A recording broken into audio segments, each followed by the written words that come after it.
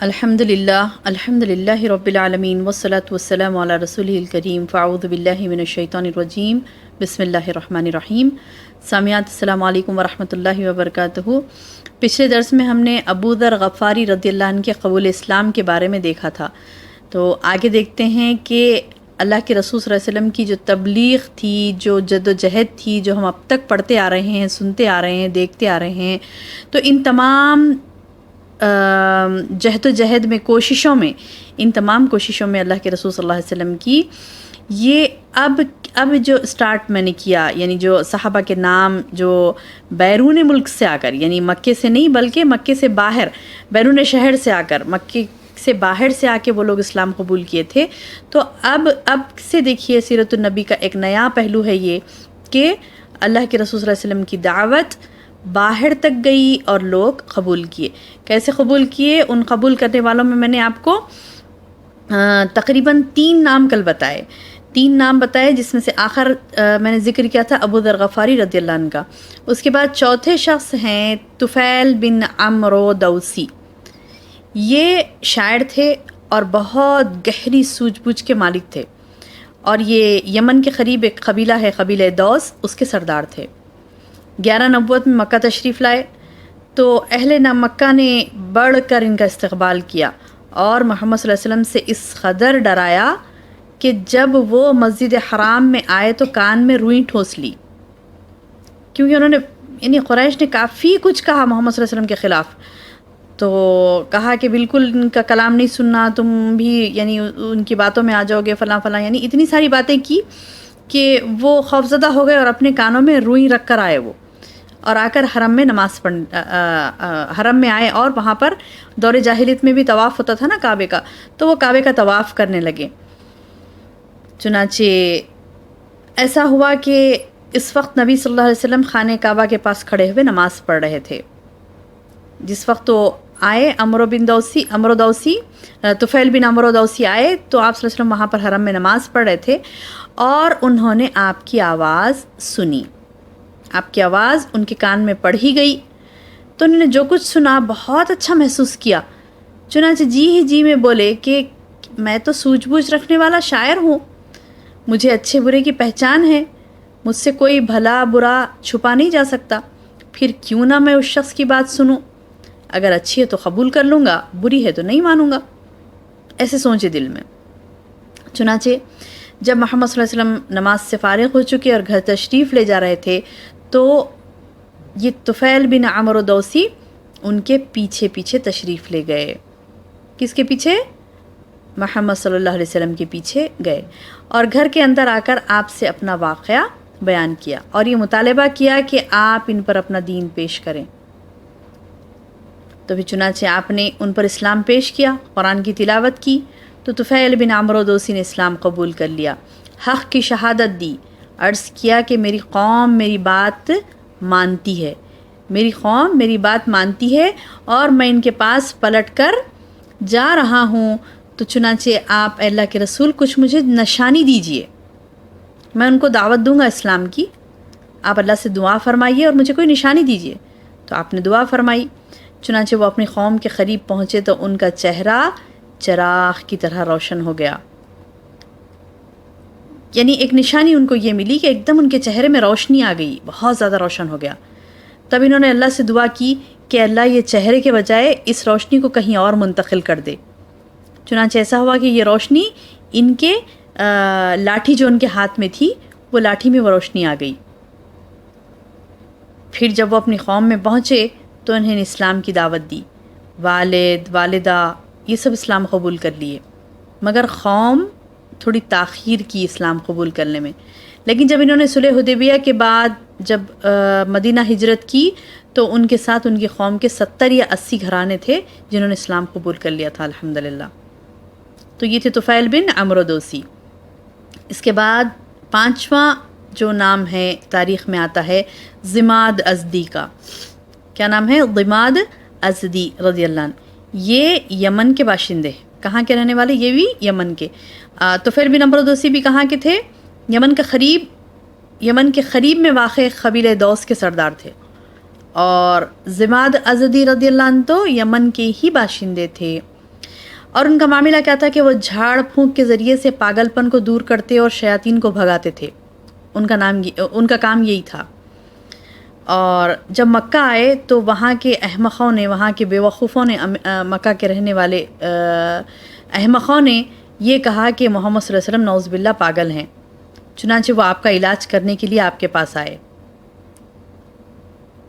یعنی کسی کو نہیں چھوڑتے تھے، وہ جو بھی آتا تھا مکے کو تو پہلے کچھ نہ کچھ بتا دیتے تھے.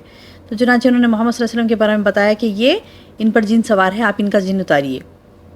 تو وہ آئے ضماد ازدی رضی اللہ عنہ.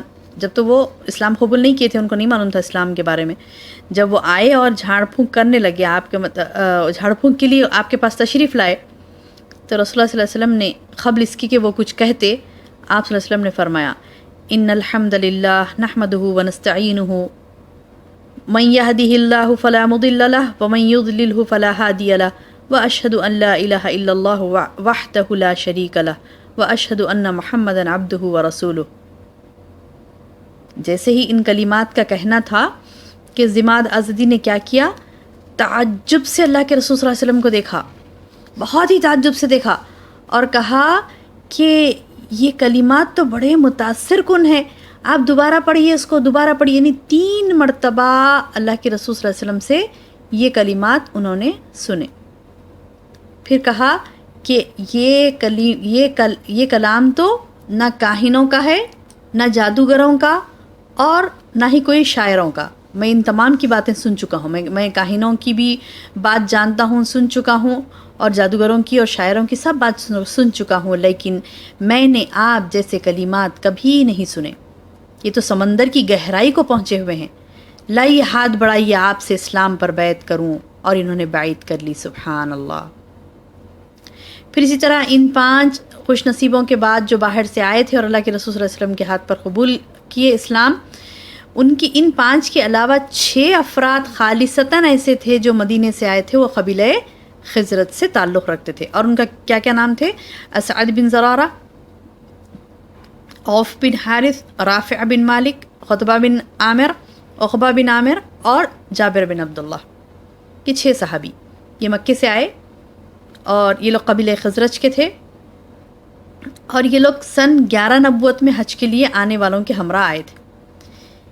ادھر اہل یثرب یعنی مدینے میں جب کبھی یہود کو جنگ وغیرہ میں زگ پہنچاتے، یعنی یثرب کے رہنے والے، مدینے کے رہنے والے جب کبھی یہود کو جنگ وغیرہ میں زگ پہنچاتے تو ان سے سنا کرتے تھے، ان یہود سے یہ لوگ مدینے کے لوگ سنا کرتے تھے کہ ایک نبی اس وقت بھیجا جانے والا ہے، ایک نبی اس وقت بھیجا جانے والا ہے، اس کی بعثت کا زمانہ قریب آ گیا ہے.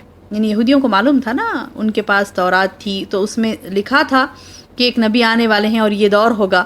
تو جب انہوں نے یہ دور کے بارے میں لوگوں کو اطلاع دی اور کہا کہ دیکھو ٹھہر جاؤ، یعنی وہ لوگ کیا کرتے تھے، ان کو جب جنگ میں یعننی مدینے والوں سے تکلیف پہنچتی، وہ لوگ مدینے والے غالب آ جاتے، تو یہ لوگ کیا بولتے تھے یہودی کہ اب وہ وقت آ گیا ہے، ایک نبی آنے والا ہے، ہم اس کے ساتھ مل کر تمہیں عاد و ارم کی طرح قتل کر ڈالیں گے. یعنی جیسے قوم ارم کو قتل کیا گیا تھا، تو ویسے ہم تم کو ماریں گے. تو یہ باتیں ہوتی تھی یثرب میں.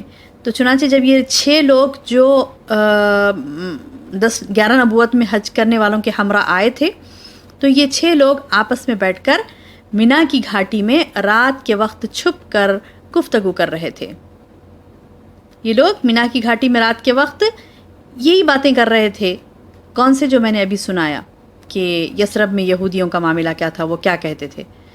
تو وہ یہ باتیں کر رہے تھے. وہاں سے رسول اللہ صلی اللہ علیہ وسلم کا گزر ہوا تو آپ نے آواز سنی تو ان کا رخ کیا اور ان کے پاس پہنچ کر فرمایا آپ کون لوگ ہیں؟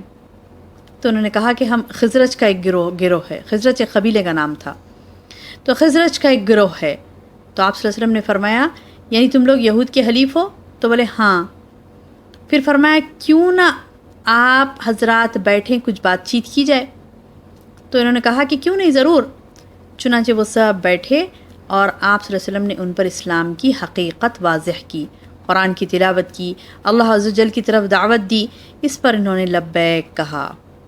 یعنی پہلے تو وہ ایک دوسرے کو دیکھ کر بولے کہ دیکھو یہ تو وہی نبی معلوم ہوتے ہیں جن کے حوالے سے یہود تمہیں دھمکیاں دیتے ہیں، لہٰذا وہ تم پر سبقت نہ کرنے پائیں، چنانچہ انہوں نے فوری ہی اسلام قبول کر لیا۔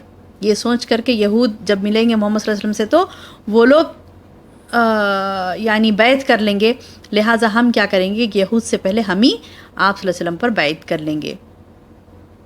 چنانچہ انہوں نے کیا کیا، اسلام قبول کر لیا اور کہا کہ ہم اپنی قوم کو اس حالت میں چھوڑ کر آئے ہیں کہ کسی اور قوم میں ان جیسی عداوت اور دشمنی نہیں ہے۔ یعنی ان کی قوم میں بہت دشمنی تھی، اوس اور خزرج بہت ہی جنگجو اور اتنے ایک دوسرے کے سخت ترین دشمن تھے۔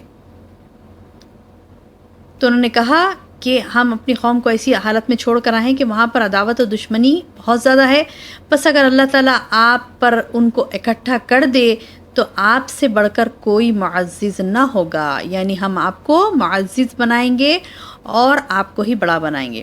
چنانچہ انہوں نے وعدہ کیا کہ اس دین کی دعوت لوگوں میں عام کریں گے اور آئندہ حج میں بھی آ کر آپ سے ملاقات کریں گے۔ تو بہنوں، اس طرح سے اللہ کے رسول صلی اللہ علیہ وسلم کے ساتھ یعنی بیرون ملک مکے سے باہر سے یہ رسپانس آ رہا تھا آپ کو، سبحان اللہ۔ تو اس کے بعد یہ ہوا کہ ان لوگوں سے ملاقات اور ان لوگوں کے قبول اسلام کے بعد اللہ کے رسول صلی اللہ علیہ وسلم نے یہ یعنی اپنی دعوت کو بہت آگے بڑھایا الحمدللہ۔ اب کافی آپ کے کیا کہنا چاہیے کہ اسلام کو پھیلانے کے ذرائع اور بہت زیادہ ہو گئے، اور آپ صلی اللہ علیہ وسلم کو انہوں نے یہ چھ لوگوں نے آ کر آپ صلی اللہ علیہ وسلم سے جو بیعت لی تو آپ کو ایک بہت بڑا یعنی ایک سپورٹ یہ ہو گیا کہ انہوں نے یہ کہا کہ آپ ہمارے ہاں یہ صرف تشریف لائیے، ہم آپ کو معزز بنائیں گے، بڑے بنائیں گے۔ تو سبحان اللہ، آگے کیا ہوتا ہے اس کے بعد انشاءاللہ بہنوں اگلے درس میں دیکھتے ہیں۔ السلام علیکم ورحمۃ اللہ وبرکاتہ۔